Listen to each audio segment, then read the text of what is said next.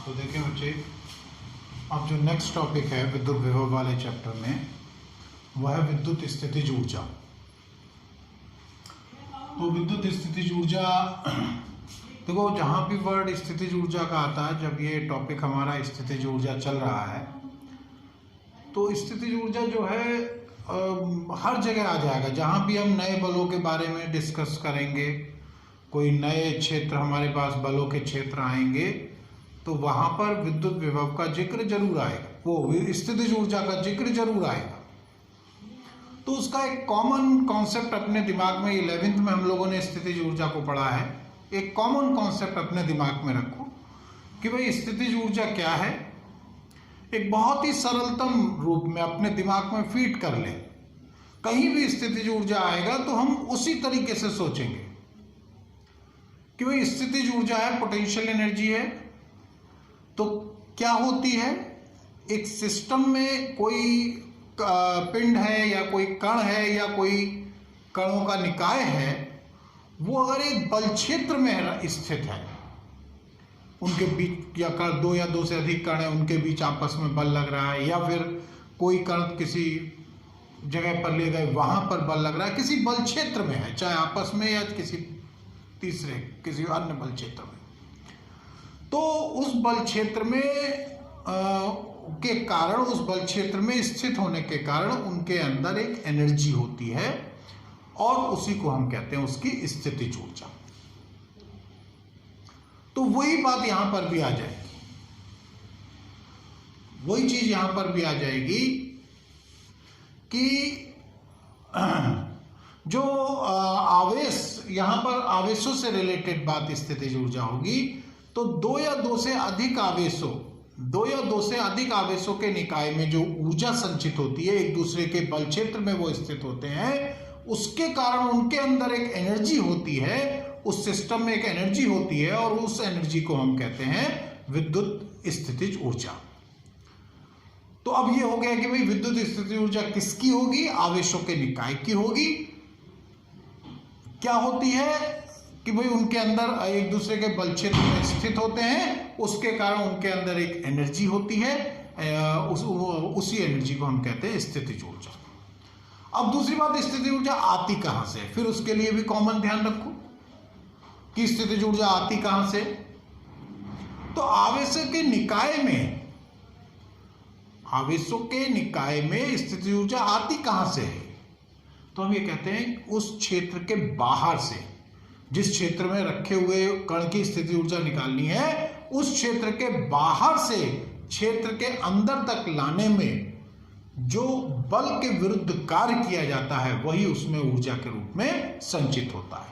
क्षेत्र के बाहर से का मतलब जहां पर उसकी स्थितिज ऊर्जा शून्य है, बल क्षेत्र है नहीं तो स्थितिज ऊर्जा शून्य है। तो अब विद्युत स्थितिज ऊर्जा क्या हो जाएगी, कहेंगे एक दूसरे के विद्युत क्षेत्र के बाहर से।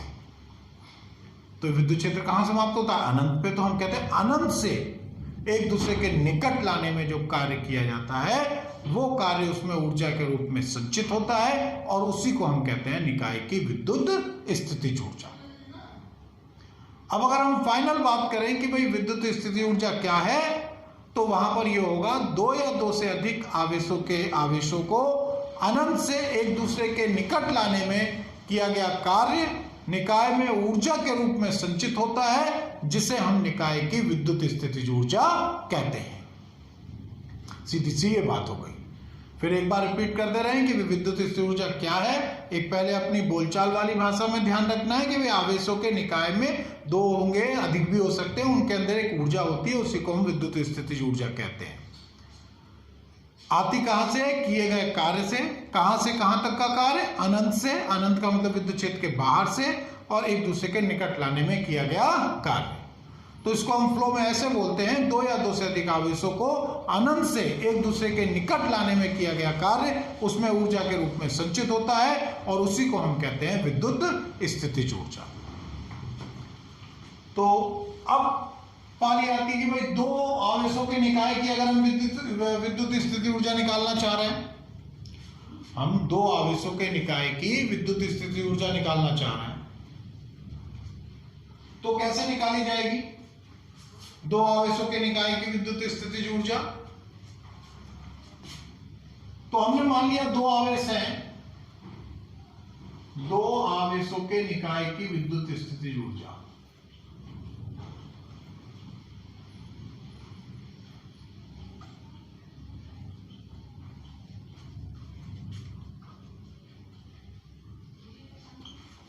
Electric potential energy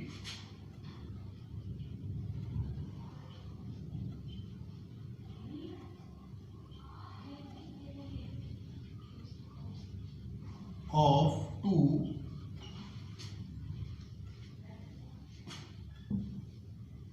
system of two charges.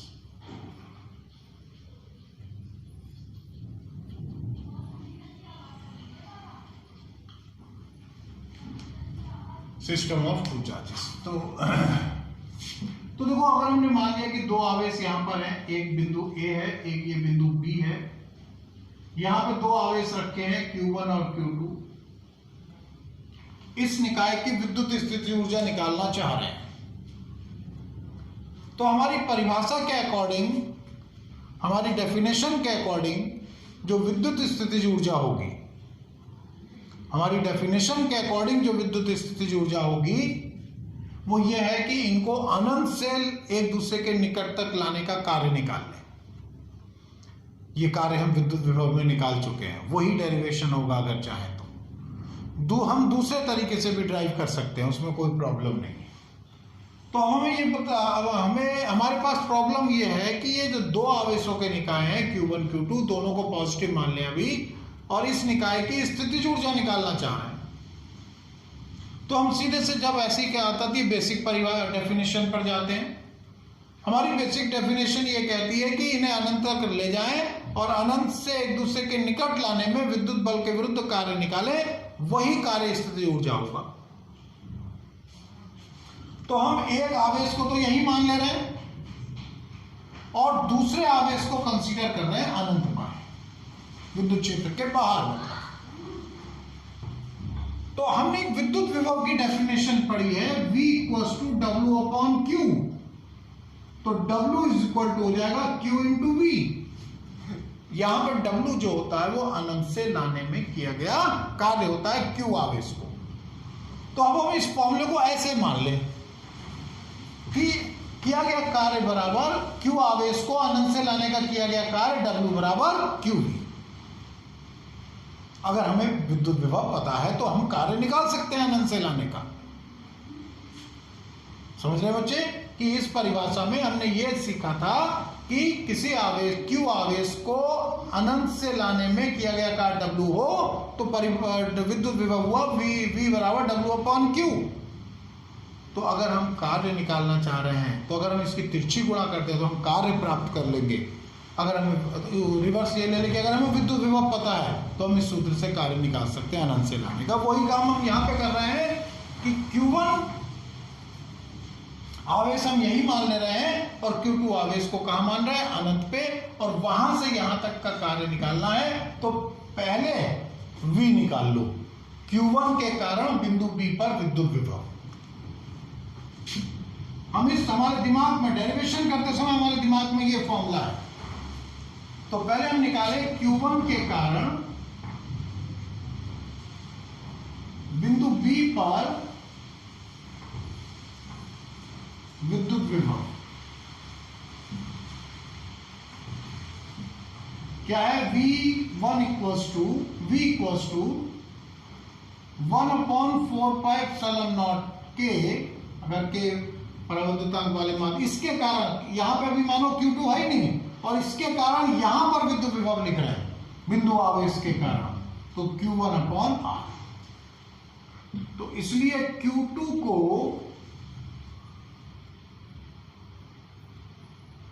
अनंत से B तक लाने में किया गया कार्य,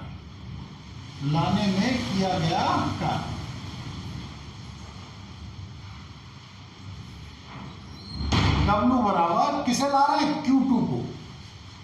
Q1 को नहीं ला रहे, Q1 यही है, हम लेके किसे आ रहे हैं, Q2 को। तो यहां पे W इक्वल्स टू QV में ये Q2 हो जाएगा और इस बिंदु का विभव V। तो W is equal to Q2 into 1/4πε0K into Q1 upon R। तो W is equal to 1/4πε0K into Q1 Q2 upon R। ये आ गया। Q2 को अनंत से बिंदु A तक बिंदु B तक लाने में किया गया कार्य, और परिभाषा के अकॉर्डिंग यही स्थितिज ऊर्जा हो जाएगी।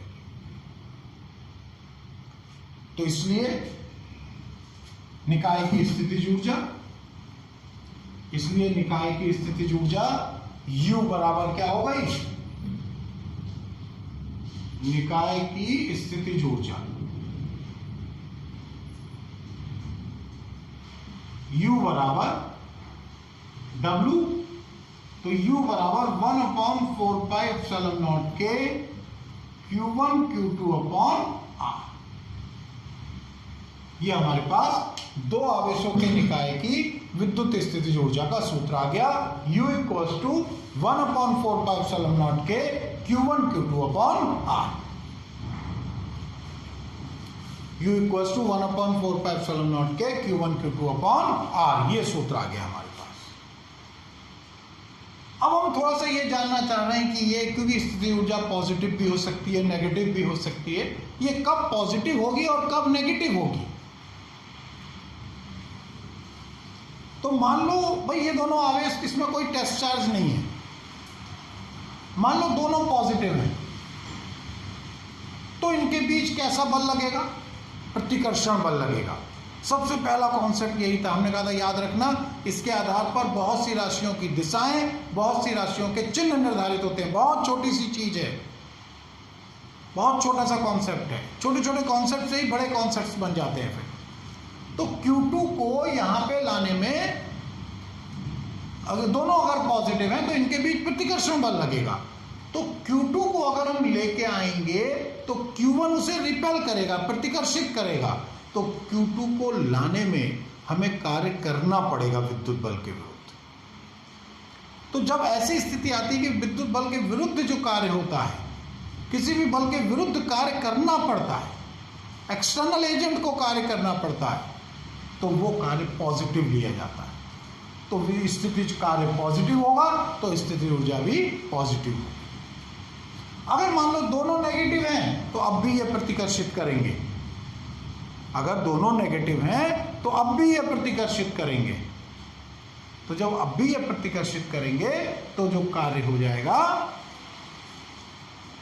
अब भी ये प्रतिकर्षित करेंगे तो तब भी कार्य पॉजिटिव होगा और स्थितिज ऊर्जा पॉजिटिव होगी।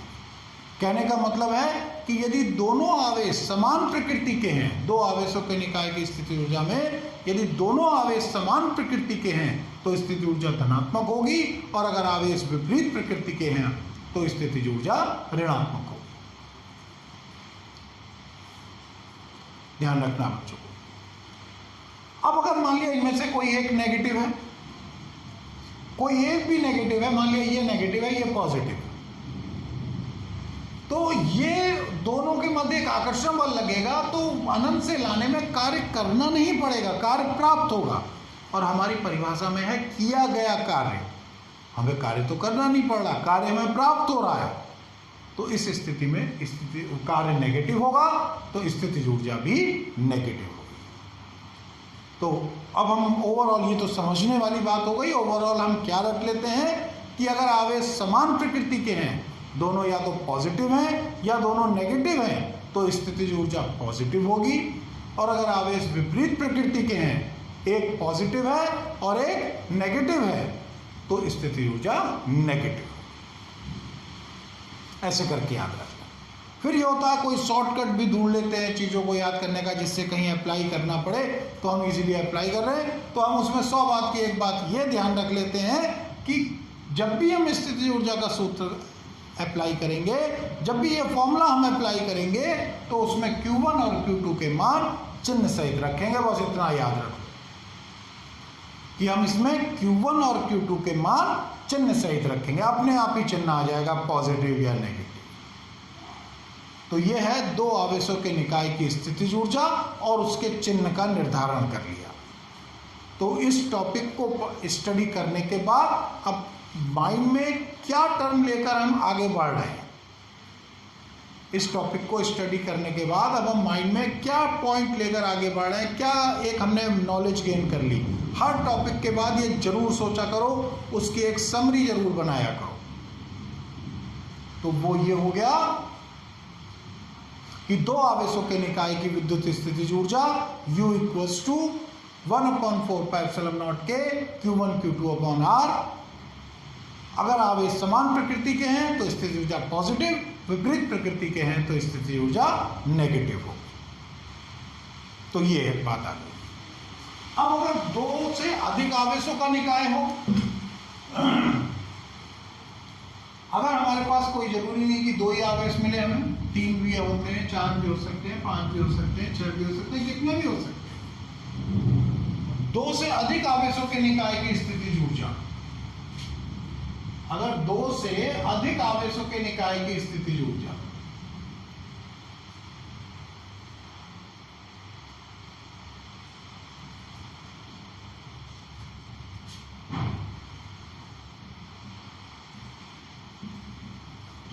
दो से अधिक आवेशों के निकाय की स्थितिज ऊर्जा निकालना चाह रहे हैं, तो उसका तरीका यह है कि वहां पर दो आवेशों के सभी संभव युग्म डालो। ऐसी स्थिति में वहां पर दो आवेशों के सभी संभव युग्म बना लो, सभी के कारण अलग अलग स्थितिज ऊर्जा निकाल लो और उनका बीजगणितीय योग कर लो। इन बातों को बच्चे लिख भी लिया करें कि अगर दो से अधिक आवेशों के निकाय की स्थितिज ऊर्जा ज्ञात करनी है तो दो आवेशों के सभी संभव युग्म बना लें, सबकी अलग अलग स्थिति ऊर्जा ज्ञात कर लें और उनका बीजगणितीय योग कर दें। बीजगणितीय योग का मतलब होता है उन्हें चिन्ह सहित जोड़ना। अगर वो पॉजिटिव हैं तो उन्हें पॉजिटिव लो और अगर वो नेगेटिव हैं तो उन्हें नेगेटिव लो। ये वाली बात आ गई। जैसे हम मान लेते हैं कि हमारे पास दो से अधिक आवेशों में 3 आवेशों का निकाय है, चाहे वो किसी तरीके से, मान लिया त्रिभुज है, त्रिभुज के 3 कोनों पर 3 आवेश रखे हुए हैं, Q1 Q2 Q3 R12 R13 R23। किसी, चाहे वो एक सरल रेखा में ही क्यों नहीं है, Q1 Q2 Q3 इस तरीके से है, तो इसमें दो आवेशों के सभी संभव युग्म बना लो। जैसे ये दोनों आवेश एक युग्म में हो गया, दूसरा युग्म ये हो गया, तीसरा युग्म ये हो गया। इसी तरीके से इसमें भी वही बात होगी, एक युग्म ये हो गया, दूसरा युग्म ये हो गया, तीसरा युग्म ये, दोनों भी बने जाएंगे। यानी कि बीच में तीसरा आवेश आ गया तो युग्म नहीं है, अब इन दोनों को अलग मानते। तो इसमें क्या हो जाएगा, पहले एक युग्म की निकालो स्थितिज ऊर्जा,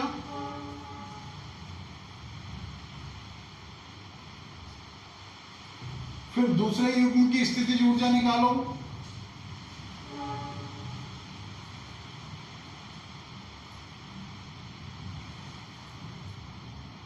और फिर तीसरे युग्म की स्थितिज ऊर्जा निकालो।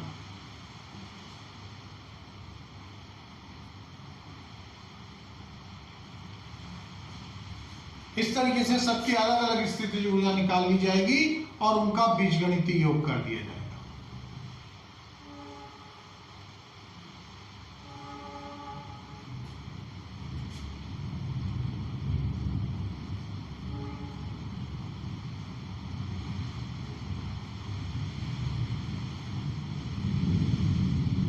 तो यह है दो से अधिक आवेशों के निकाय। अगर मान लिया 4 आवेश हैं,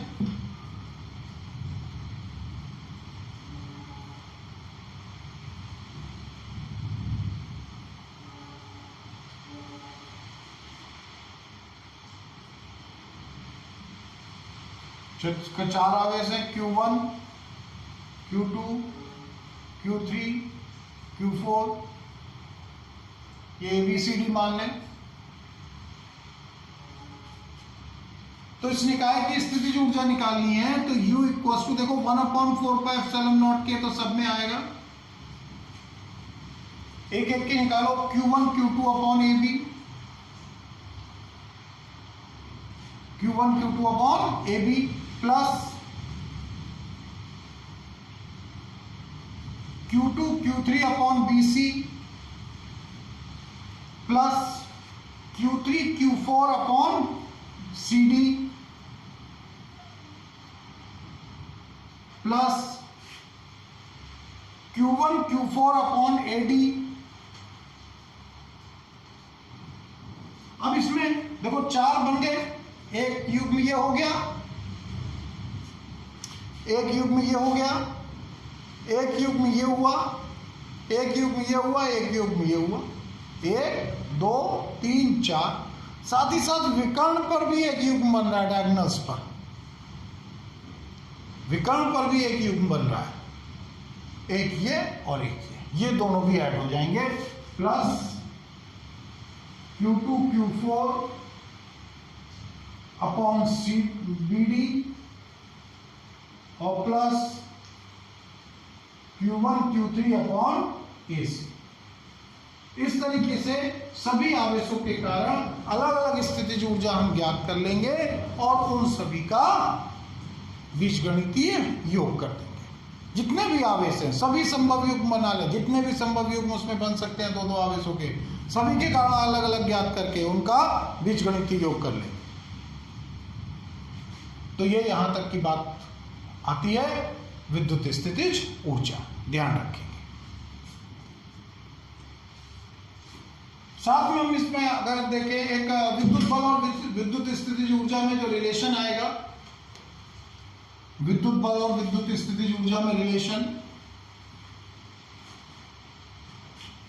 विद्युत बल और विद्युत स्थितिज ऊर्जा में relation.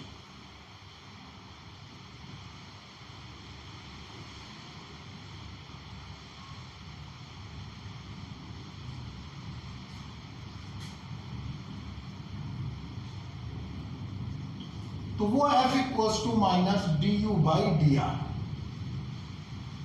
F equals to minus du by D R. यह है विद्युत बल और विद्युत स्थितिज ऊर्जा में रिलेशन आ गया, संबंध आ गया, ध्यान रखना है F equals to minus du by D are.